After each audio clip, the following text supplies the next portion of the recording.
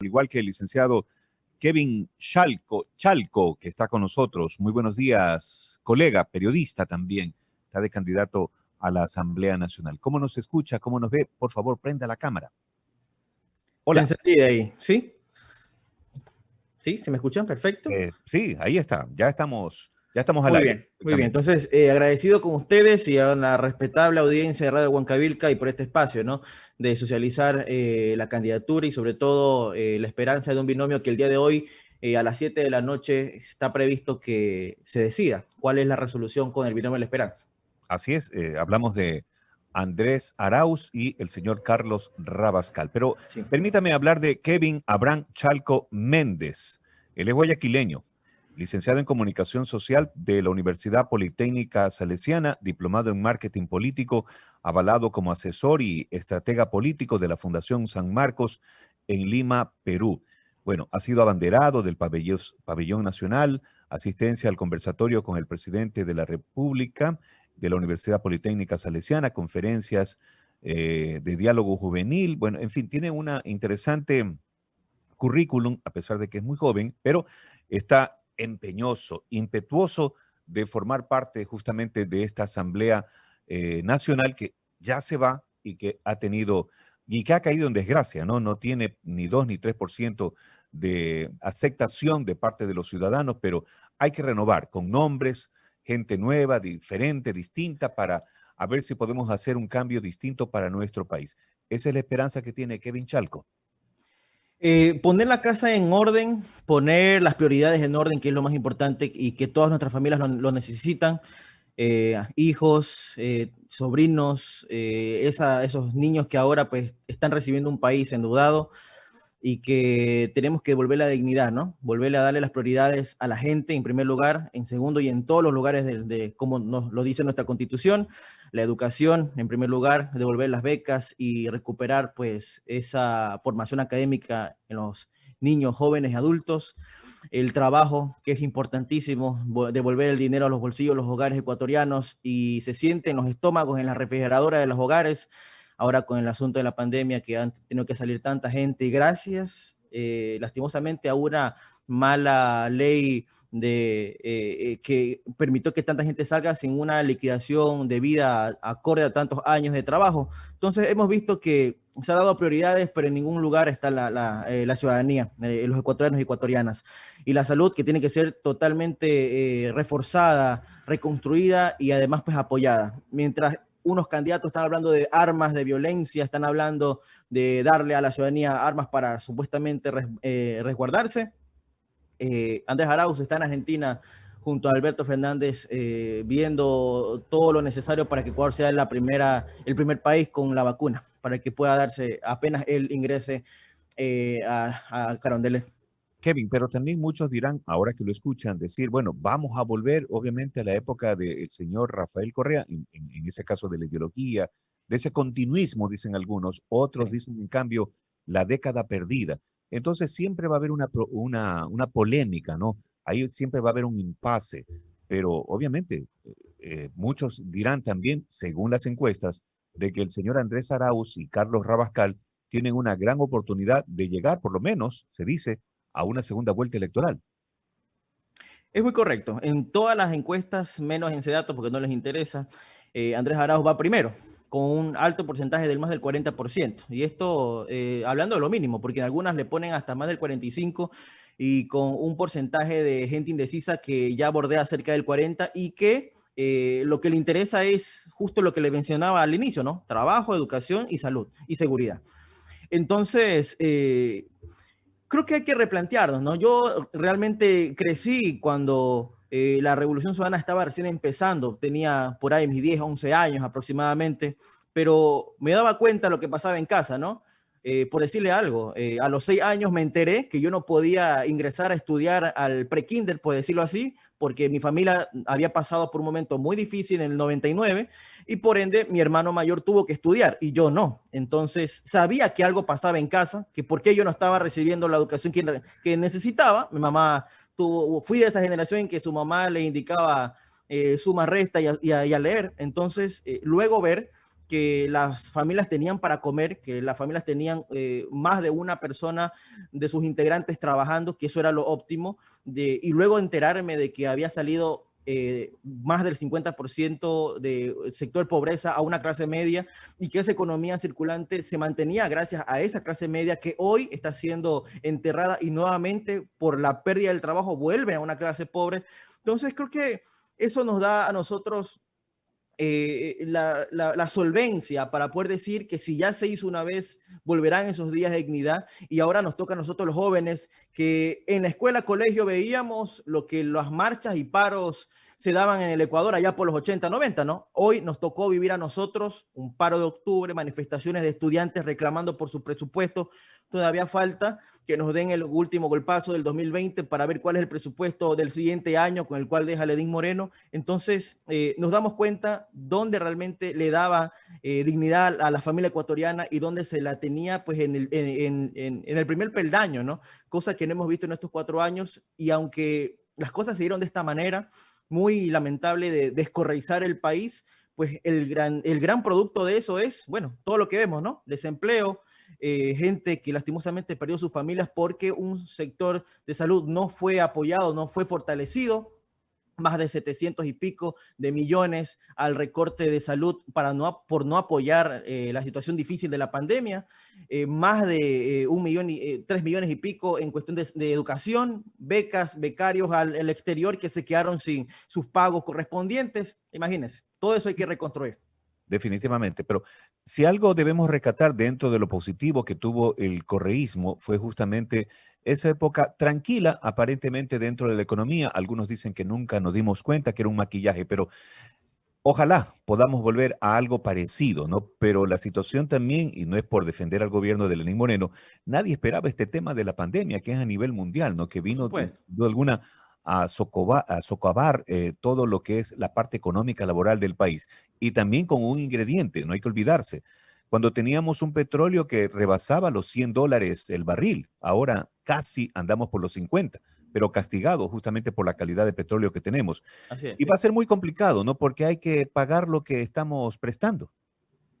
Bueno, la pandemia lo único que hizo fue terminar de hundir el barco que ya estaba netamente estrellado en un iceberg. Eh, no fue asunto de la pandemia el hecho de que el presidente bien pudo haber postergado los pagos de deuda externa, por ejemplo, como otros países lo hicieron, y eso hay registro. Tantos países pidieron prórroga al FMI para no pagar o a los bonos que debían, y sé que espéranme porque estamos en una situación grave y ahorita la prioridad es darle de comer a la gente y solventarlos de por lo menos un ingreso para que ellos tengan para sus medicinas y su comida. Eh, la pandemia no ha hecho, por ejemplo, de que Lenín Moreno permita que se fuguen tantos miles de millones de dólares al exterior por el asunto de divisas, ¿no? Entonces, eso no hubo tampoco ningún control. Y tampoco la pandemia no le permitió a Lenín Moreno que pueda definir un presupuesto importante para fortalecer y tener a los doctores, médicos, posgradistas, a la gente de salud con sus pagos, con sus pagos al día, con los guantes, mascarillas y todos los implementos necesarios. O sea, son cosas que a nosotros ya nos queda de experiencia y ya nos dimos cuenta cómo se estaba llevando. Por último, lo que indicaba Catalina Andramuño, ex ministra de Salud, cuando salió, indicaba que ella salió porque le habían puesto en gente que no sabía, no tenía experiencia. Bueno, obviamente, ¿quién iba a tener experiencia en esto? Pero al menos saber de que el sector salud tenía que ser fortalecido y que el presupuesto no se le había otorgado. Entonces, y de paso la ley humanitaria que terminó de hundir al país. Gran obra de Richard Martínez, hoy premiado en Estados Unidos con una vicepresidencia en el Banco Interamericano de Desarrollo. Terrible. Sin duda. Ahora, ¿qué pasa con la situación muy importante que nos acaba de dar el dato? Seguramente será el Tribunal Contencioso Electoral que a las 7 de la noche dirima definitivamente a manera de sentencia qué va a pasar con este binomio Andrés Arauz, Carlos Rabascal. ¿Van a estar inscritos en la papeleta? ¿Cuál es el pálpito que tienen ustedes? Y también seguramente deben tener listo el plan B. Pues el plan A y plan B es netamente que participe el binomio de la esperanza. Y te digo esto porque no hay ya más nada que darle vueltas. O sea, lo único que están haciendo es dilatar los tiempos a lo eminente, a una victoria contundente. ¿Ya? Y voy a leerlo textualmente, ¿no? Dice convocatoria a sesión ordinaria CNE por disposición de la ingeniera Diana Tamaín, presidenta del Consejo Nacional Electoral, y de conformidad con el artículo 32, bueno, comienza a leer todo lo que se va a disponer y ahí va, ¿no? El conocimiento y resolución respecto a la recusación presentada por el coronel Carlos Arboleda y el doctor Wilson Edmundo Freire. Ahora, la cuestión aquí es que esto no tiene ni pies ni cabeza. Primero, porque la ley orgánica electoral en el 244 dice que las personas naturales constituidas como sujeto de derechos deben tener legitimidad activa. ¿Cuándo sucede esto? Cuando una persona natural es representante de un partido, de una organización política. Pues el señor Arboleda ni el señor Freire pertenecen a una organización política. Por ende, no hay razón de poder analizar una impugnación de esta clase. Sin embargo, por eso el TCE, el Tribunal Contencioso Electoral, lo envía de vuelta al CNE para que ellos decidan. Y estamos muy seguros, con mucha firmeza y optimismo, de que va a decir que ya queden firmes, ¿no? Ahora, lastimosamente, queda hasta el 31 de diciembre toda esta situación de impugnación y revisión. Quieren alargarlo. Mi pálpito, la verdad, es que la gente debe mantener su esperanza, pero ante toda esta cuestión fraudulenta y de tratar de aplazar los tiempos, van a querer como sea sacar más impugnaciones. Y en un rápido línea de tiempo, te lo digo, mira, desde septiembre ya estaban las inscripciones puestas para presidente. El 30 de octubre el CNE indica que ya estaba listo para quedar en firme. Tenía que pasar 3 días hábiles. Bueno, pasó el fin de semana. Se alargaron un poco más y resulta que el 9 de noviembre sale una nueva impugnación. Hoy estamos a la espera de esa resolución. Y quién sabe qué más vendrá después, ¿no? Pero la esperanza es esa. Y el plan A y plan B es ese, que Arauz y Rabascal ya un binomio ya subsanado, ya todo puesto en firme. Fuimos la única organización política que cumplió los tiempos, la única organización política que presentó a tiempo un plan de gobierno, que está subido los candidatos en su portal web. Entonces todo está debidamente. De paso, en Esmeraldas y en Galápagos eliminan las candidaturas de nuestros compañeros a candidatos asambleístas. Entonces, vemos y ya está ante la luz pública, ¿no? E internacional, porque se ha pedido también veeduría internacional a ya sea la ONU, la CDH y demás, que se den cuenta de lo que está pasando en Ecuador, ¿no? Porque hasta quieren hasta aplazar las elecciones. Así. Ese es un pretexto que esperamos Sí. que no se dé, porque la verdad que queremos un nuevo gobierno, unas nuevas ideas, gente y sangre nueva. Ahora, guardando las distancias, ¿no? Andrés Arauz, Carlos Rabascal tienen una hoja limpia, por decirlo así, rápidamente, ¿no? Hasta ahora no se conoce casos de corrupción, alguna situación así anómala. Está limpia esa hoja. Sin embargo, versus la situación de que lidera el señor Abdalá Bucaram Ortiz, expresidente de la República, más bien a él le han dado el visto bueno y ya sabemos que hay en su entorno, ¿no? Una serie de hechos que lo señalan, lo acusan, obviamente, de ser ahí parte del tema del reparto de los hospitales, etcétera, etcétera. ¿Cómo ven ustedes esa situación? Mientras a uno sí le dan rápidamente, le dan esa oportunidad para participar para la Asamblea Nacional como candidato, y al otro binomio que tiene aparentemente una fuerza electoral, le están de pronto aguantando, negando. ¿Cómo sienten ustedes esa parte? Es hasta vergonzoso e insultante a la inteligencia, ¿no? Porque los procesos para unos resulta que sí funcionan. Bueno, Abdalá Bucaram, fuera de los criterios que yo me guardo hacia esa persona, pues está procesado, aunque no hay una sentencia ejecutoriada, pero está procesado, tiene un grillete, no se pudo presentar personalísimamente a Quito por su candidatura a asambleísta nacional. Sin embargo, resulta que se la aprobaron, ¿no? Mientras acá, que se subsanó, que se hizo todo el papeleo y todo lo demás, no quieren.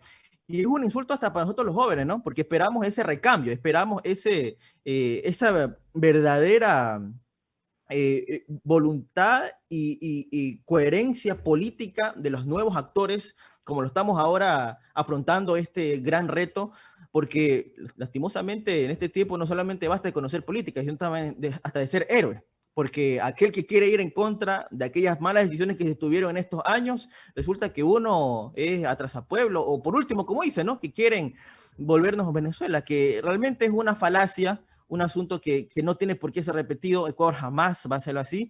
Se acaban hasta de llevar unas elecciones allá de parlamento de la forma más normal, hasta dichos por organizaciones internacionales. Oja, ni siquiera somos nosotros. Pero resulta que Venezuela está en el ojo de todo el mundo, mientras que Ecuador, con un aplazamiento de elecciones y le permiten a alguien con un grillete procesado y comprobado, sobre todo, ¿no?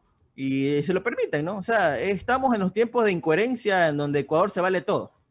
Y todo puede pasar. Y Pero todo puede Kevin, pasar. en esta primera entrevista que estamos realizando, usted como candidato a la Asamblea Nacional por la provincia del Guayas, ¿no? Distrito 1, entiendo. Sí, sí. Ah, Distrito 1 y también, obviamente, la lista 1, Centro Democrático. ¿Cuál es su propuesta de campaña, particularmente para ese gran conglomerado joven, ¿no? Y que obviamente quiere también un representante en la Asamblea Nacional, quiere una voz y quiere un voto.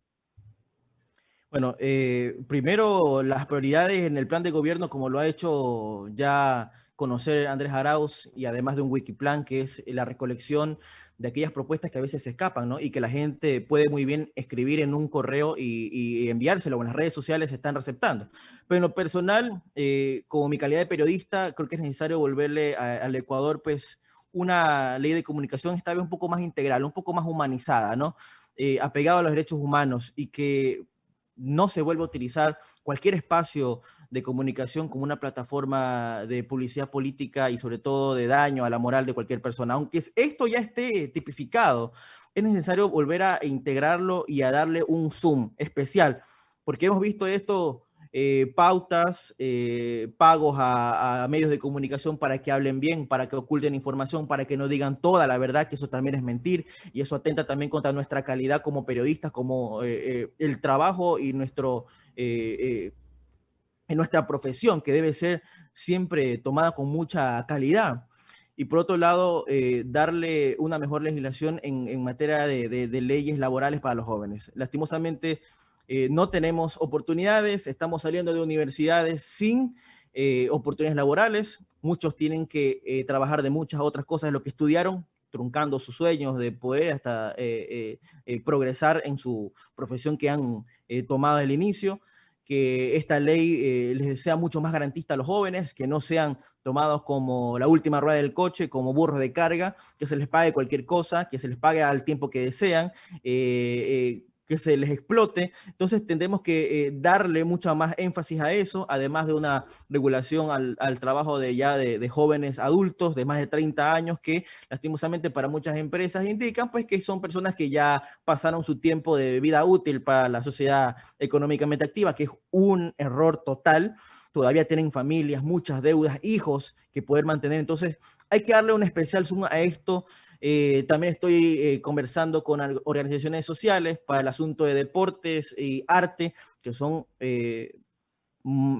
temas muy importantes para salir de adicciones, para salir de vicios, y el tema de las becas y los estudiantes universitarios que quieren una mejor regulación en el asunto, en el asunto de la CNCIT, por supuesto, todo eso es perfectible, aunque con errores se tuvo, creo que todo puede ser mejorable en favor de nuestra ciudadanía, que es lo mejor, ¿no? Sin duda. Qué Sí. interesante. Kevin, muchas gracias por haber atendido esta llamada de análisis electoral acá en Huancavilca. En otras oportunidades seguiremos ampliando un poco más de sus propuestas y tomándole el pulso también a este tema político electoral que estamos viviendo, y ojalá conozcamos definitivamente qué pasará en la decisión del Consejo Nacional Electoral esta noche, 19 horas, con el binomio Andrés Arauz, Carlos Rabascal. Sabremos la definitiva y, como decimos, qué pasará más adelante. Vamos a ver que si sale humo blanco, para que todo esté tranquilo, no se victimicen y, como dijo alguna vez, lo reitero una vez más, Isidro Romero, que participen todos y que decida el ciudadano Así es. ecuatoriano el 7 de febrero por quién votar. Así es, tanto él como otros menos, Guillermo Lazo, que dice que solamente los primeros 5 lugares tienen que participar, el resto pensamos como buenos demócratas, y coherentes sobre todo, ¿no? Porque hay una constitución por encima de todos nosotros que participen. El pueblo tiene derecho a elegir y cualquier decisión que se tome en las urnas. Eso es lo único que se pide. Mientras tanto acá, los jóvenes tomamos este reto y lo afrontamos con mucha seriedad, con patriotismo, con conocimiento, con calidad humana sobre todo, porque eso es lo que hay que hacer, humanizar la política para darle prioridad a la gente. Sin duda. Con transparencia, ¿no? Sin duda alguna. Muchas gracias a Kevin Chalco, licenciado, periodista, y que busca una oportunidad también en la Asamblea Nacional Listas 1. Muchas gracias por estar aquí. A ustedes, amigos, por continuar en la señal 12.